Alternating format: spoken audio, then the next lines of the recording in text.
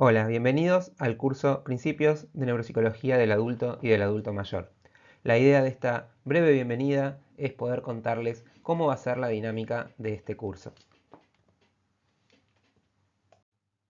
Se va a tratar de un curso asincrónico en el que ustedes van a tener acceso a las clases grabadas en las cuales yo voy a ir desglosando cada uno de los temas del programa. Siempre vamos a tener en cada clase un video en el cual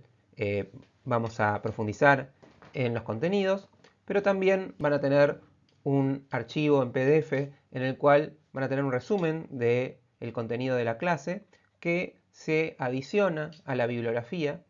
que va a constar principalmente de capítulos de libros. Adicionalmente, van a tener también la presentación en PowerPoint para poder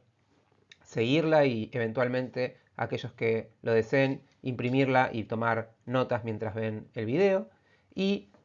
finalmente, siempre una autoevaluación en formato de opción múltiple para que ustedes chequeen si entendieron los conceptos principales de la clase. Una vez que hayan finalizado las 12 clases, van a poder descargar el certificado de aprobación si tienen aprobados todos los multiple choice, o al menos el 75% de los multiple choice. La idea no es que sea algo difícil, sino que les permita a ustedes tener un feedback de hasta qué punto se están llevando los contenidos que necesitan de la clase. Vamos a hablar un poquito sobre de qué vamos a hablar. Vamos a comenzar con una clase en la cual vamos a hablar sobre qué es la neuropsicología y vamos a hacer un pequeño recorrido histórico que no tiene la intención de ser una cuestión de historia de la psicología, sino más bien de llevarnos a donde estamos parados hoy, porque vamos a ver que en ese recorrido histórico vamos a reconocer muchas tradiciones que han sido superadas y que quizás aún persisten en nuestro medio, y vamos a tratar de entender qué es hoy por hoy la neuropsicología, y eso nos va a llevar también a entender un poco cómo concebimos desde una perspectiva científica la relación entre mente y cerebro. Luego vamos a tener una segunda clase en la cual vamos a tener una primera parte que se va a dedicar en un primer video a hacer un recorrido por el sistema nervioso central, a entender un poco cómo está compuesto, cómo funciona, y una segunda parte en la cual vamos a hablar sobre las diferentes formas en las que ese sistema nervioso puede ser alterado, y eso va a devenir obviamente en los diferentes cuadros clínicos a los que podemos ver en los pacientes, y que justamente va a ser los que nos va a ocupar en todo el resto de las clases. El contenido de las clases que siguen, todas van a tener un orden bastante parecido, al menos hasta que lleguemos a las últimas tres, porque lo que vamos a hacer es comenzar por entender qué es la función cognitiva de la atención y cómo está vinculada con estructuras y sistemas en el cerebro, y cuáles son los trastornos de la atención que habitualmente podemos encontrar tanto en adultos jóvenes como en adultos mayores. Estos trastornos, algunos están más vinculados con lesiones, otros pueden estar más vinculados, como es el caso del trastorno por déficit de atención e hiperactividad, con una cuestión del neurodesarrollo. Los trastornos atencionales de los que vamos a hablar son la heminegligencia, el síndrome confusional agudo y el trastorno por déficit de atención e hiperactividad. Luego vamos a pasar a la comprensión de la percepción en el cerebro, y adicionalmente, cuando terminemos de entender cómo funciona nuestra percepción, vamos a empezar a hablar sobre las alteraciones perceptivas causadas por daños o lesiones cerebrales, las famosas agnosias. Y vamos a hablar de las agnosias visuales, las agnosias auditivas, las agnosias perceptivas táctiles, las agnosias somatoperceptivas. Vamos a pasar luego a el lenguaje y vamos a seguir una lógica similar, entender cómo funciona y luego hablar de las diferentes afasias según los modelos más aceptados, tanto a nivel histórico como en la actualidad. Vamos luego a pasar a hacer lo mismo con la memoria, en la que vamos a tratar de entender este fenómeno tan complejo y tan heterogéneo que es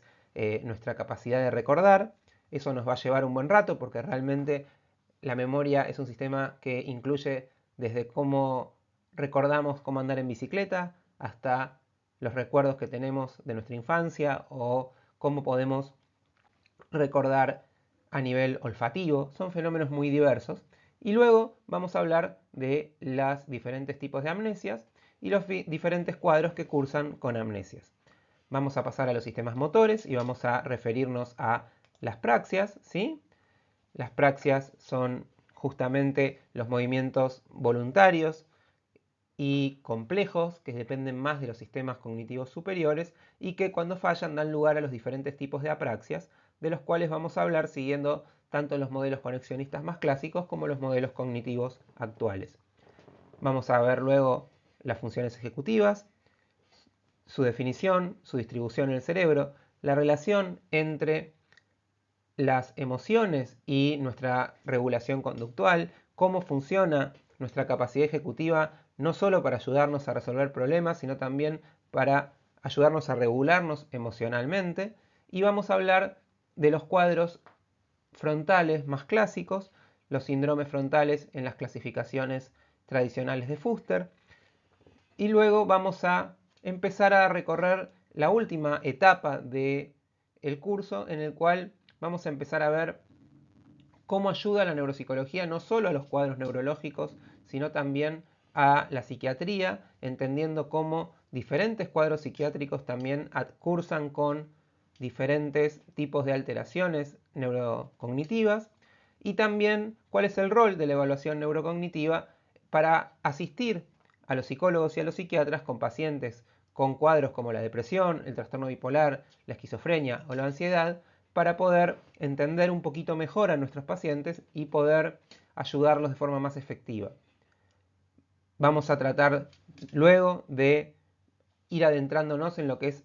el proceso de envejecimiento normal, entender cuál es el curso normal del devenir de las funciones cognitivas con el paso de los años, para poder diferenciarlo del deterioro cognitivo de índole más patológica y obviamente entrar en lo que son las demencias, los trastornos neurodegenerativos, poder ver las diferentes clasificaciones, básicamente las demencias tipo Alzheimer, las demencias frontotemporales y las demencias subcorticales.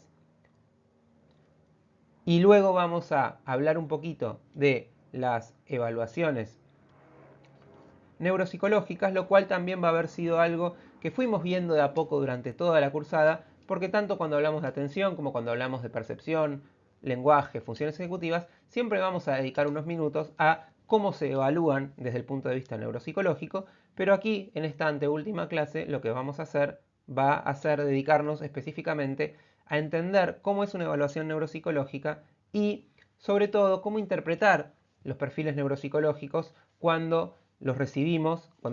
una evaluación neuropsicológica realizada por un colega. Finalmente, como este es un curso introductorio y obviamente no pretende que ustedes puedan realizar evaluaciones neuropsicológicas completas, lo cual requeriría una formación mucho más exhaustiva, sí vamos a dejarles una evaluación completa de rastrillaje que sigue los cánones más difundidos, es decir, vamos a dedicarnos a que ustedes puedan administrar de forma confiable las dos baterías de rastrillaje de demencias más utilizadas y más requeridas en la clínica, el Mini Mental State y el test de Montreal, el famoso MoCA, con la idea de que puedan tener la capacidad de realizar esa primera evaluación y en función de eso evaluar si es necesario derivar a una evaluación neuropsicológica completa. Así que espero que este recorrido a través de la neuropsicología les permita perderle el miedo, les permita ver que es algo que no solamente facilita el trabajo con pacientes neurológicos, sino que hace algo mucho más importante, que facilita nuestra comprensión de cómo funciona nuestra mente desde una perspectiva científica y materialista, que entiende que todo lo que sucede en lo mental es producto de nuestro cerebro. Así que voy a estar muy contento de compartir este curso con ustedes y me despido entonces y ya podemos comenzar con la clase número 1.